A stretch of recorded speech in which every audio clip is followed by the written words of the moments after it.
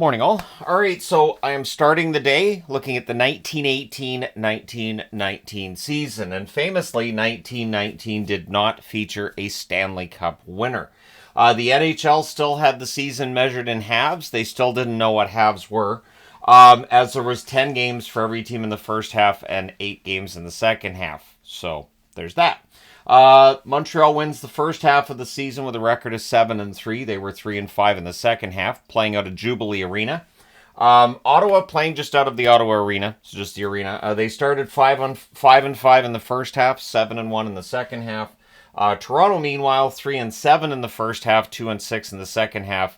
They're not able to repeat as Stanley Cup champions. Mutual Street Arena is where they played that year. Of course, there wasn't a Stanley Cup champion. We will get to that.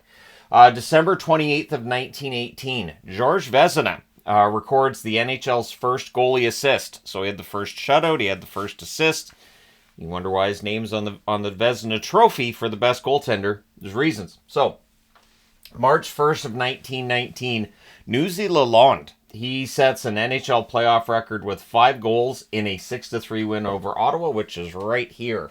There's a rule changed. So a team is shorthanded for 3 minutes of a 5-minute major. And if it's a 20-minute match penalty, they're shorthanded for 5 minutes. If you want to hear something even more bonkers, a 2-minute minor, you were not shorthanded. Basically, the player just goes to the box and then his replacement goes on the ice. Keep in mind that benches were much, much smaller back then. So pulling a major player out of the lineup for 2 minutes could make a big difference when you don't have very many players on the bench. You had like maybe 2 or 3 on the bench. So yeah, isn't that interesting? Imagine now if it was a 5-minute power play and there was only 3 minutes of that was the actual power play. Habs star Joe Hall, he would die of the flu days after the Cup final was canceled. There were other Montreal Canadiens that were sick as well. Joe Hall that year played 17 games, 7 goals, 1 assist, 8 points. He did not have a point in the 5 games of the Stanley Cup final at that time, but he was considered a star. So it's an absolute shame that took place. They made the right call canceling the Stanley Cup that year. Eddie Livingstone. So Eddie Livingstone, he finds himself a buddy, Percy Quinn. They attempted to lease ice time at all 3 rinks that the NHL played out of.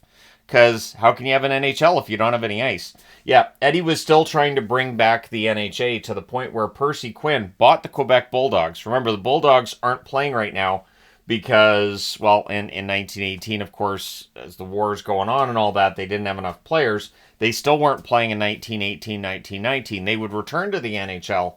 But in the meantime, Percy Quinn was trying to get him into a resurrected NHA, which did not work. Livingstone also demanded that the Toronto team that had been his and then was yoinked out from underneath him by the NHL, he demanded $20,000. He felt that's what the team was worth. And Toronto responded by forming a new company. So in other words, they made it like, we're a new organization. What are you talking about? Oh, and we'll just keep all your players. So Livingstone would win the occasional argument and fight with the NHL in court, but basically the NHL had the money to keep him at bay, and they just kept employing his players, not letting him have his team back or his building back and everything, but the fight between the two would continue. Now, the NHL also brought in the blue lines to create 3 zones. Up until then, you just had the red line. And so, there you go, you've got the 3 zones. We're not to the point where forward passing is allowed in every zone. It's only allowed in the neutral zone at that point in time in the National Hockey League. And December 14th, 1918, I saw this in my research and I thought this has to go in the video. Ottawa trades Rusty Crawford to Toronto for future considerations. Yes, trade's been made for over a century where future considerations are the return.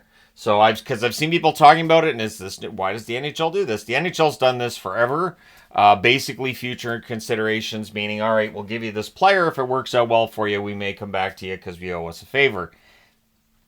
It's kind of how it's supposed to work. I have seen where future considerations turn into something. Although, over the last 20 years, it's hard to think of an instance where future considerations did. But I can remember back in the 80s, yeah, there were times where you'd hear, well, this is being done, this trade's being made because this future considerations deal before. But anyways, there you go. Future considerations is on the board. Now, the leading scorer that year was Newsy Lalonde, who was also listed as the coach for Montreal at the time. So Montreal's number one in the first half, and their coach is their top scorer. In 17 games, 23 goals, 9 assists, 32 points. Frank Nybor for Ottawa, 18 games, 19 goals, 9 assists, 28 points. Odie Cleghorn for Montreal, 18 games, 21 goals, 6 assists, 27 points. Cy Denny for Ottawa, 18 games, 18 goals, 6 assists, 24 points. Didier Pitre for Montreal, 17 games, 14 goals, 4 assists, 18 points. Alf Skinner for Toronto, 17 games, 12 goals, 5 assists, 17 points. And Harry Cameron, who played for Toronto and Ottawa that year, 14 games, 11 goals, 5 assists, 16 points. In net, you have one goalie for each team, basically. Clint Benedict for Ottawa went 12-6 with a 2.86 goals against. Excellent numbers there. Bert Lindsay for Toronto, 5-11 with a 5.09 goals against. And Georges Vezina for Montreal went 10-8 with a 4.27 goals against. And as I said, was the first goaltender to record an assist in the National Hockey League. So the NHL final went to 5 games. But Montreal, they did what they did. They knock out Ottawa. Pardon me. Montreal wins the first game of that series 8-4. Yvonne and our allergies are ridiculous over the last 48 hours, so I'm just going to apologize right now. Montreal beats Ottawa 5-3 in the next game. Ottawa loses in Montreal 6-3 in the third game. Montreal loses in Ottawa 6-3 in the fourth game, and then in Montreal wins 4-2. So what's interesting is that you have a 5-game series here, and each game is in a different city. So Montreal wins 1, 3, and 5, or 1, 2, 3, and 5. There you go, and Ottawa gets the win in Game 4. So yeah, it was almost a sweep for Montreal that year. So in the Cup final, they were in Seattle. So Montreal comes out to the West Coast, all the games in Seattle.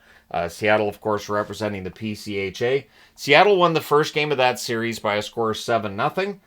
Montreal won the second game 4-2. Seattle wins 7-2 in the third game. The fourth game goes to overtime. No goals in the overtime. It ends up being a tie. Yep, there were ties in the playoffs back in those days. And Montreal wins the next one in overtime 4-3, which ties the series. And so it's canceled due to the outbreak of the influenza epidemic.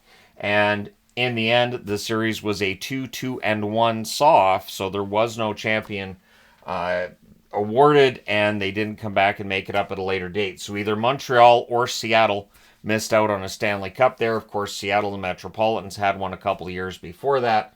And for Montreal, they have a lot of Stanley Cups over their history, but that might have been another one that they could have had, and they didn't quite get.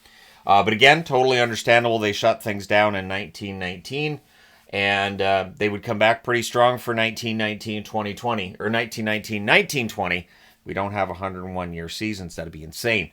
So, yeah, still the same 3 teams, and we're going to get into expansion as we get into the 1920s. But, of course, with the end of World War I, the Depression came in pretty quickly thereafter, and it definitely put some financial strain on teams on the board. Not all 3 of these teams survived that strain, of course. Ottawa ending up moving at some point. But we will get to that when we get to that. Let me know your thoughts in the comment section below, as always. Don't forget to hit like and subscribe if you've not done so already. Thank you guys so much for all your support, as always. I will talk to you again soon.